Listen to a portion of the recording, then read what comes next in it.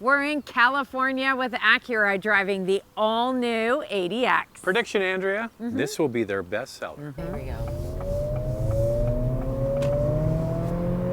Not bad for acceleration. And it has faux shifts, even though it's a CVT with this turbo. What size turbo do we have working here, Andrea? We've got a 1.5 liter turbocharged 4-cylinder. It's matched to a CVT, has 190 horsepower and 179 pound-feet of torque. Standard all-wheel drive in Canada. Front-wheel drive and all-wheel drive options are available in the US. Acura recommends premium fuel, but you can use regular. Okay, this is based on the Honda HR-V, but is it just an HR-V with a little lipstick? We'll get into that in a moment. Right now, the key standard features. What do you get with the ADX, eh?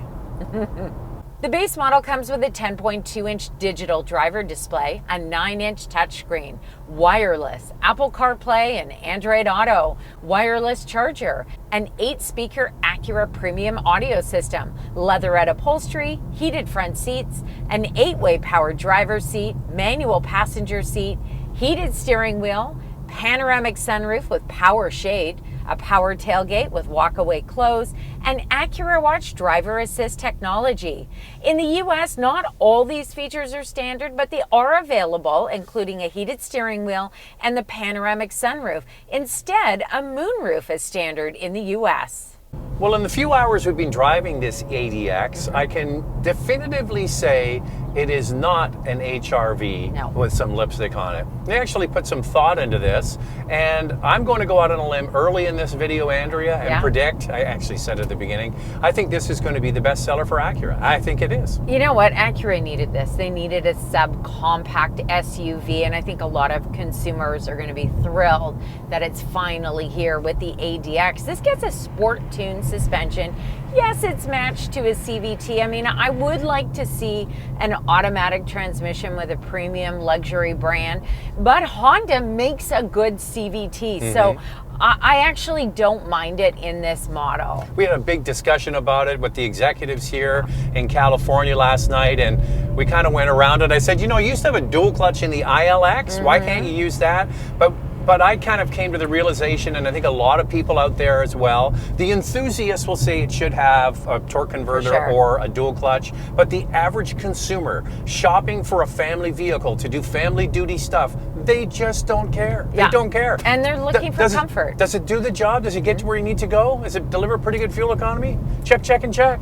And when I spoke to the Acura PR team, they did say we went with a CVT for better fuel economy, but also to keep the price down. And when we get into the price, boy, is it ever competitive. Acura has gone aggressive with the price point, especially in the US. Okay, think about the competitors here, Andrea. So you're in the sort of premium subcompact space. The big hitters are the X1 from BMW, the Q3 from Audi, and then Mercedes has the GLA. Cadillac got rid of the XT4, which I think was not a good idea. But this is going to fit in, and when you look at the price in comparison with those, that's why it's going to sell well. And don't forget about the Volvo XC40. And the Volvo XC40. Yeah, that's another popular choice. Now, although I said off the top, Acura recommends premium, you can use regular. Some of these other luxury brands, premium is your only option for fuel. This comes standard with hill descent control, which is a first for an Acura model. It also gets standard paddle shifters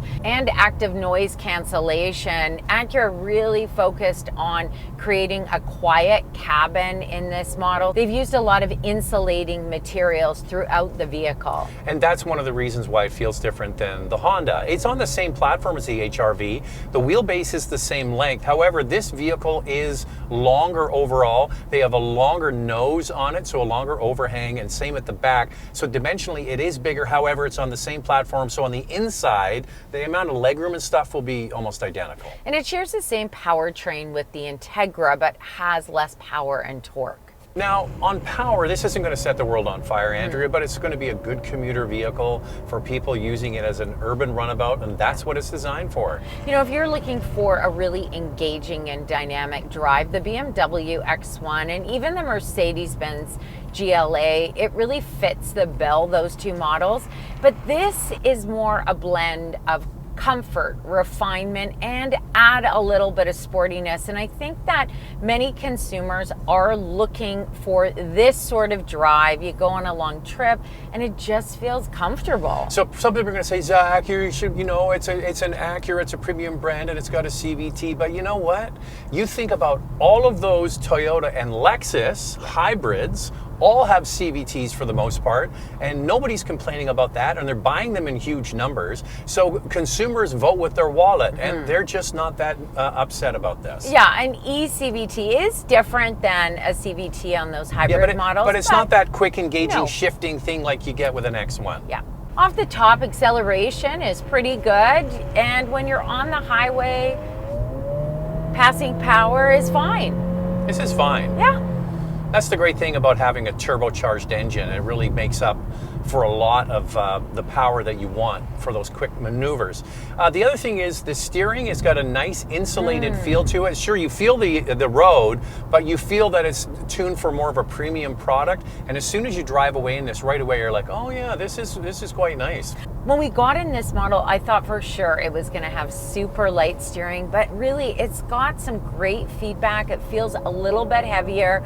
You pop it in sport mode, it's a little bit more engaging. There's 4 drive modes: comfort, normal, snow, and sport. And then there's one more. Subscribe. Make sure you like and subscribe. We keep forgetting that when we're on the road to do that. So if you feel that you like our videos, that would be helpful. And on the top trim, it adds an individual mode. Now, we mentioned the wheelbase is the same as the HR-V, but that's really where it ends. They have a totally different body on this with a longer hood, longer overhangs, as I mentioned, and they gave us the one today is the A-Spec. So it's an ADX A-Spec A, and that ups it even more with some black cladding, the dual exhaust ports out the back, and some other features. And I like the look of this. It looks like an Acura model, especially with that long hood and the frameless diamond pentagon grille. It's exactly what you would expect from the brand. This SUV has 7.3 inches of ground clearance and comes standard with LED headlamps, LED tail lamps, 18-inch wheels, available 19-inch wheels, and a temporary spare tire for all-wheel drive models.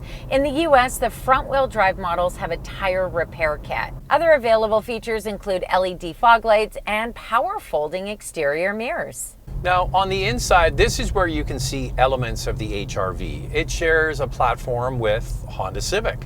So they build it up into the Honda and then the Acura, and it's the finer details. It's when you look at more depth, that's where you see that, yes, they have made it an Acura, giving you nicer materials, more premium finishes, nice stitching, padding, and applique on the dashboard. Yeah, I mean, you see that it's got the same knobs and buttons. You've got some design elements with the honeycomb mesh, and then of course the standard 9-inch touchscreen.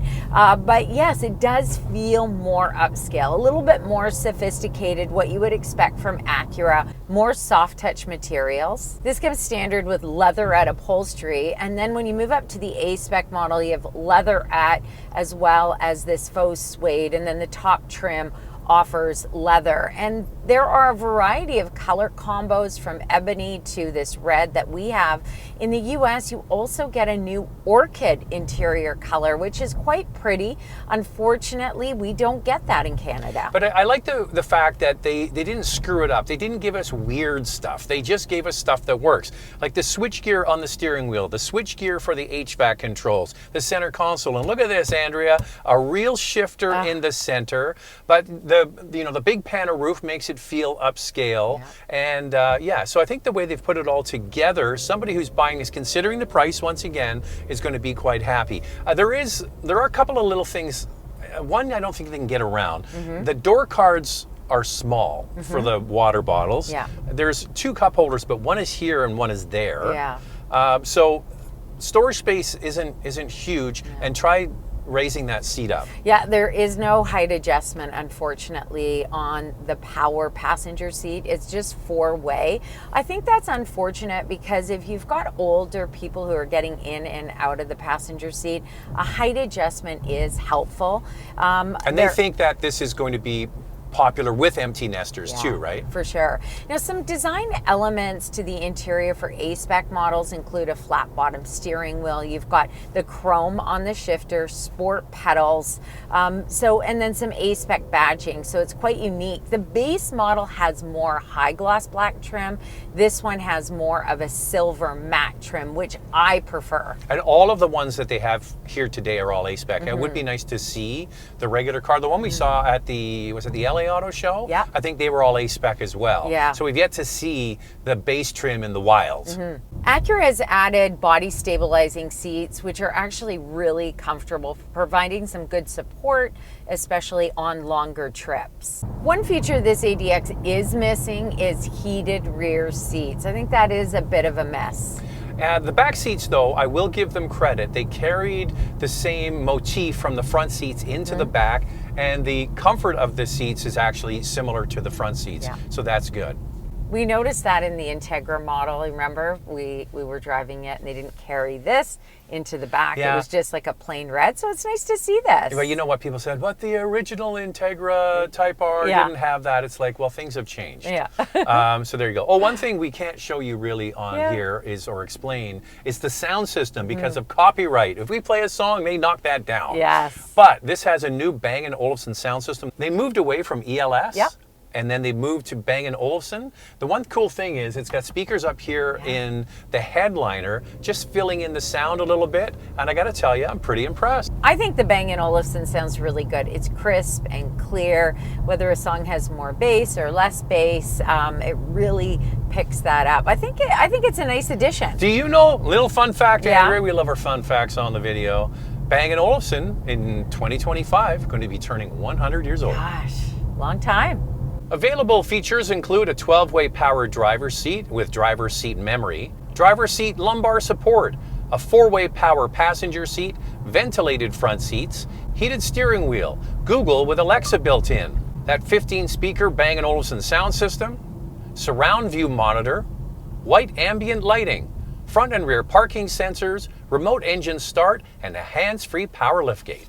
One major selling feature for the ADX over the competition is just how much room it has. Here's me getting in the back seat. There is a lot of leg room. Headroom's okay. You get an armrest with cup holders. How does this stack up? Comparing the ADX to the BMW X1, the ADX offers 41.9 inches of front row legroom, which is 1.5 inches more than the BMW. Rear seat legroom at 37.7 inches is almost an inch more than the X1. And the ADX comes standard with a power liftgate. When you lift it up, you notice it, just like the HRV has a lot of room.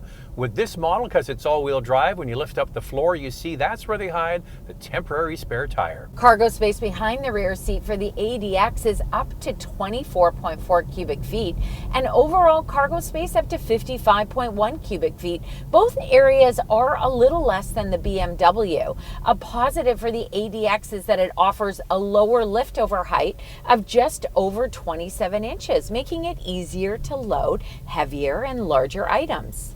We have kind of teased it a little bit, just a little bit. The price, I think you'll be impressed in our vital stats. Let's start with pricing. We'll do Canada first and then move on to the US. We're using MSRP. The base model starts at just under $45,000 Canadian, and the top Platinum Elite A-Spec is just under $51,500. In the US, the first front-wheel drive model is $35,000. Add $2,000 for all-wheel drive, that's $37,000. And the top trim is $44,000. Here's the fuel economy for this 1.5 liter turbo. 9.1 liters per 100 kilometers in the city, 7.7 on the highway. That's 25 miles per gallon city, 30 on the highway.